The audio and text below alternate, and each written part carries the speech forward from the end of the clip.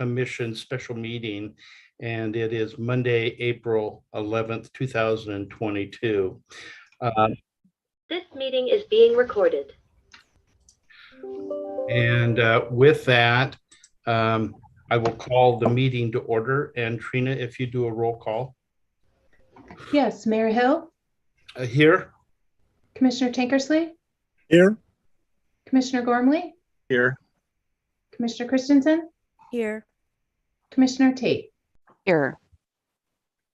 Thank you.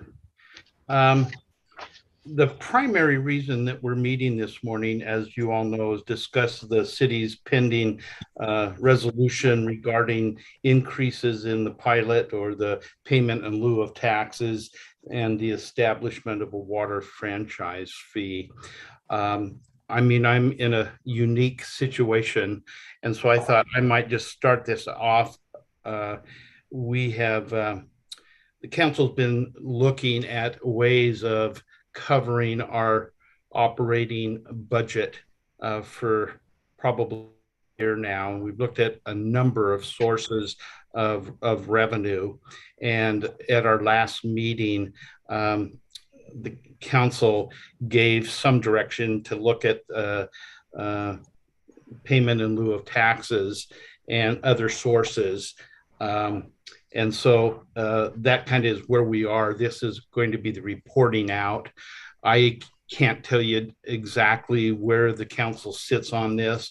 I think there's a few that really are intrigued with the pilot increase, and there's others such as myself that are thinking that it ought to be something maybe a little different, going back to the city services fee and maybe some increase in the payment in lieu of, primarily looking at our industrial customers coming up to the 6%, but that will all transpire tomorrow in our council meetings.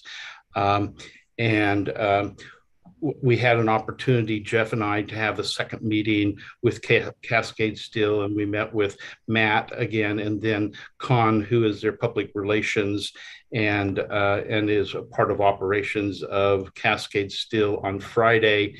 We had a very, what I'd say, professional conversation, but as you would guess, that Cascade Steel, this is a tremendous burden on them.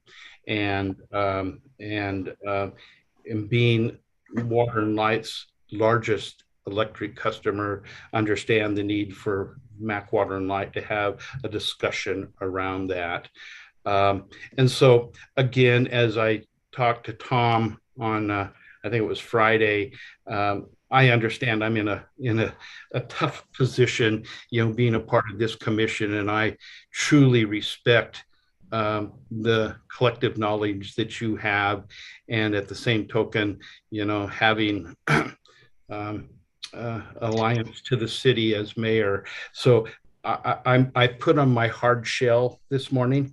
So be open and honest, and I'll be able to take that. Anything you want me to take back to, I have a leadership, our leadership call today, which would be with Jeff and myself and Remy. I will take any of those things back. Anything that, we're going to be going into an executive session, and I won't share anything that you don't want me to share. I'm going to do my last ditch try to see if we can move things along from a city perspective that seem to be a little more appropriate. I can tell you also, for many of you know this, but Cascade Steel has reached out over the weekend to talk to a number of the constituents in the city and the chambers on board, and they're very passionate about having the city possibly go a different way.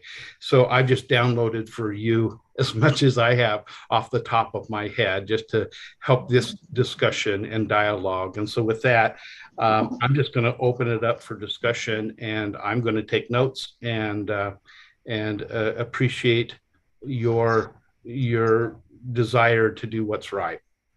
And Mr. Mayor, I might jump in at this point. This is Sam, just as your general counsel. I spoke with Mr. Dietz about this, about the process we might follow this morning.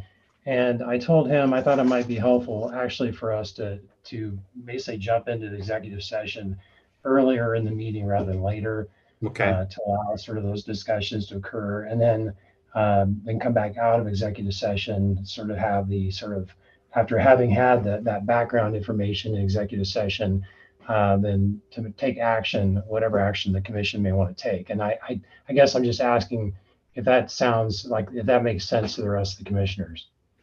It does. That makes sense to me. And before we go into executive session, though, I would just like to say that I would prefer that this would have gone a different way, a more collaborative way. And my perception is that our staff, because I know John Spence and I spent a fair amount of time trying to figure out how to make one thing the city wanted to work. I think that we tried to do that, and so I just want to say that I would have preferred a more collaborative approach from the beginning. So, and I think our staff has done that. So, and I'm ready for executive session. Am I muted? Can you hear me, Scott? Yep, you're on it, Ed. I probably me more than anybody else understands the empathy you have, different situations with the administration that you're dealing with, and all the years I had to deal with it. As you know, the last change, I was heavily involved in that, and that was a really big proactive effort with the commission as well as the council in that, and we think a very positive thing at the time. I was not going to ask you this, but you brought it up, Scott. Has there been any discussion about other way? I mean, you and I going back years talk business so much when you were, when you're the banker and stuff. I mean, you and I have been friends for decades and talk about basic business struggles and stuff like that. We could relate stuff back to my business, to you at the bank when the bank was struggling. And has there been any discussion about looking at, when you can't raise the revenue, the first thing you got to do is start you got to cut costs, and that's laying people off. And it would seem to me as an outsider looking at the number of employees we have today from when I left office, it's huge. And has there been any discussion about trying to do that, or is everything focused on this 2032 initiative, and that's driving the boat? We have talked considerably about, are we at a level that we could possibly cut back, and they have done an internal, and again, this is an internal study of looking at staffing and making sure there's equity, and looking at core services, and tremendous efforts have been placed into that. We didn't go to a consultant to do that because we felt that internally with the executive team that core services would be looked at. We came away with this, and again, this is from an internal perspective, but we've had a number of people look at it and felt that the study was brought forth some insights. But we as an organization in our core services, we fall below the average or the mean of being able to provide what we need to do with our current staff. And so along with that, as they looked into it, they're feeling that the level of staff isn't even adequate to where we need to be. And so that was the internal inspection, and then the council seemed to support that, and that's what's brought us to this level. And we have looked at numerous ways of increasing fees across the board. I share this, but right now we're putting in about 3.2 million into PERS, and that's a large dollar amount when you're looking at a retirement system that is a drain on any public entity out there. You talk to the school district. So that's one aspect, and it continues to go up. We think we see relief in 2 years in the next biennium, that the market's done so well in 2021 that it's caught up a little bit, but we have an unfunded liability of somewhere about 38 million in that we have to the system. So Ed, I don't know if that answers the question, but we have done that comprehensive core services review that was somewhere in the neighborhood of 20 pages, but it was so done. just to comment, two things. One about the PERS thing, and you've heard me say this before, that money is totally dedicated to the employees of the city of McMinnville. Yeah. You know, they have no no wood in the fire, so to speak. That I mean, I often thought that the wages should be reflective of the fact that we're supplementing that retirement. The other thing is, if this whole thing blows up on you, you might look to some former leadership that you've worked with at the chamber, within the community. You've got some really bright people that could come in and advise from a business perspective on what's really needed from a service standpoint, and not be, internal, not be an employee, so to speak, trying to protect their job or whatsoever. Their interest would only be the best for the city and the taxpayers. And Absolutely. so anyway, Scott, thank you and best of luck with all this. Thanks, Tom. I'll shut up. Jody's got her hand up. I just want to make one comment. Thank you, Ed, for that. And I think this is a really important conversation that we're having. I just want to make sure that we frame up the challenges and also support the opportunities. So the MacTown 2032 is a vision for the community. It's not a capital improvement plan, right? It's a set of actions that is not solely the responsibility of the city.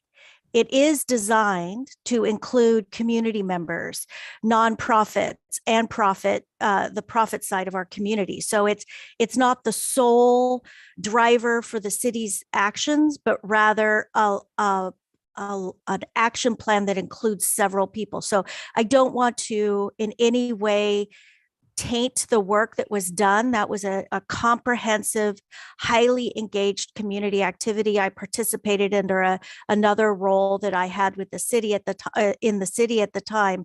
And I think that we need to make sure that we don't attach a negative perspective on that plan. That is a community effort that really deserves considerable attention, but I don't think it's the sole driver for the conversations with the city. Thank you. The only reason I brought that up is because of the counselor that made the comment to Tom that evening. That was very clear about that. So yeah, I'm ready to move on. If you guys. So it sounds like we have a direction to move into the executive session. And okay. So, Sam, Mr. Mayor, if you want to do that, I can go ahead and take us in. I can read the matter into executive session. Okay. So today we'll be moving into executive session of the Water and Light Commission pursuant to ORS 192-660 sub 2 sub H to consult with legal counsel concerning the legal rights and duties of a public body with regard to current litigation or litigation likely to be filed. We're going to be coming back into open session immediately thereafter. I would probably estimate this executive session to last maybe 30 minutes. It may not last that long. And then also, I'll also state, and if the commission takes any action, that'll be back in open session after the executive session. I don't know if there's any members of the press in this meeting, but I would caution any members of the press that are on the call and that are in the executive session that any matter of discussion in executive session cannot be disclosed outside of the session. And with that, I think we're ready to go in.